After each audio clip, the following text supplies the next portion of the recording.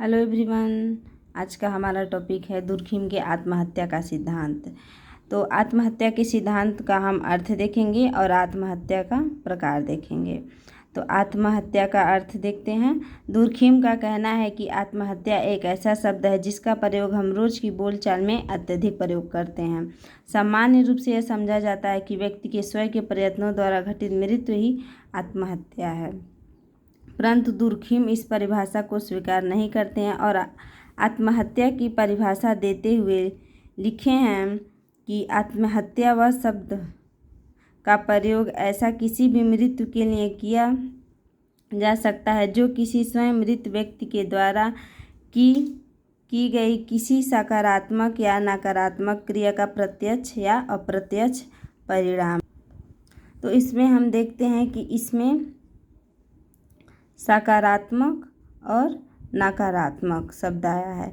तो सकारात्मक का अर्थ है यहाँ पे कि सकारात्मक आत्महत्या अर्थात कोई व्यक्ति जो है अपनी मृत्यु के लिए तत्काल, जैसे मान लीजिए अपने आप को गोली दाग ले और उसकी मृत्यु तुरंत हो जाए, तो ऐसी मृत्यु को आत्महत्या को हम क्या कहेंगे? सकारात्मक आत्महत्या या प्रत्यक्ष आत्महत्या। और नकारात्मक का अर्थ यहाँ होगा कि अगर कोई व्यक्ति अपनी मृत्यु के लिए भोजन करना बंद कर दे या धधकती हुई आग में छलांग लगा दे या किसी धधकती हुई इमारत, जैसे किसी इमारत में आग लगी हो, अपने आप को उससे बाहर ना निकाले, तो इस प्रकार की मृत्यु को हम क्या कहेंगे? नकारात्मक या अप्रत्यक्ष आत्महत्या। अर्थात दुर्खिम कहते हैं कि आत्महत्या स्वयं मृत व्यक्ति के द्वारा की गई किसी सकारात्मक या नकारात्मक क्रिया, जैसा कि हमने आपको बताया है, सकारात्मक किसे कहते हैं और नकारात्मक क्रिया द्वारा प्रत्यक्ष या अप्रत्यक्ष रूप का परिणाम है। अब आगे देखते हैं हम आत्महत्या के प्रकार। तो देखिए, आत्महत्या के 3 प्रकार होते हैं। पहला है अहमवादी आत्महत्या, दूसरा है परार्थवादी आत्महत्या, तीसरा है विसंगति या अस्वाभाविक आत्महत्या। तो अब हम देखेंगे अहमवादी आत्महत्या। तो इस प्रकार की घटना या आत्महत्या जब होती है जब व्यक्ति अपने आप को सामूहिक जीवन से अत्यधिक अलग अनुभव करने लगता है।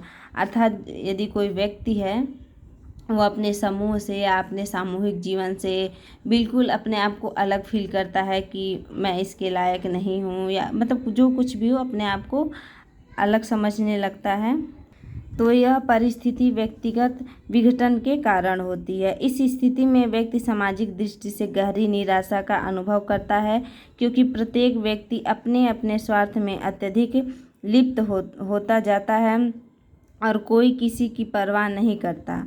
तो दुर्खिम इस संबंध में लिखते हैं कि आत्महत्या उस सामाजिक समूह की एकता का मात्रा के साथ विपरीत दिशा में परिवर्तित होती है, जिसका कि व्यक्ति एक अंश होता है। अर्थात अहमवादी आत्महत्या उसे कहते हैं जिसमें किसी समूह में व्यक्ति हैं, उसमें समूह के व्यक्ति को, जैसे किसी समूह में किसी व्यक्ति की निंदा होती है, वो उस समाज से अलग अपने आप को महसूस करता है, तो इस परिस्थिति में जो आत्महत्या करता है उसे अहमवादी आत्महत्या कहते हैं। अब दूसरा देखते हैं परार्थवादी आत्महत्या। तो दुर्खिम के अनुसार जब व्यक्ति का समाज या समूह के साथ इतना घनिष्ठ संबंध हो जाता है कि व्यक्ति का व्यक्तित्व समाज या समूह में मिल जाता है, तो ऐसी स्थिति में व्यक्ति अपने समूह के लिए आत्मबलि भी दे सकता है। आत्महत्या स्पष्ट करते हुए कहते हैं कि परार्थवादी आत्महत्या तब घटित होती है जबकि समाज में अत्यधिक एकता व संगठन देखने को मिलता है, और ऐसी परिस्थिति में समाज या समूह में आत्महत्या को एक कर्तव्य के रूप में स्वीकार किया जाता है। इसी आत्महत्या में सेना भी आती है।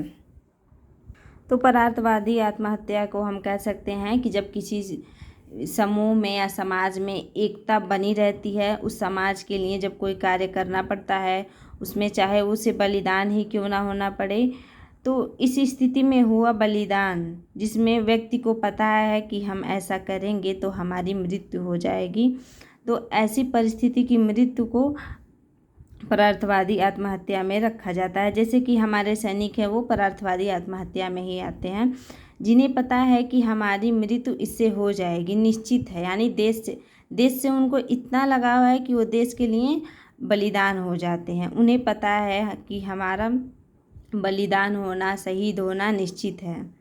वो अपने देश के लिए बलिदान हो जाते हैं। तो ऐसी स्थिति में उनको पता है, फिर भी वो उस काम को करते हैं, देश की रक्षा करते हैं, देश की सेवा करते हैं। तो इसीलिए इस शहीद को या इसे परार्थवादी आत्महत्या में रखा जाता है। तो सैनिक भी हमारे जो हैं वो क्या है, परार्थवादी आत्महत्या में आते हैं।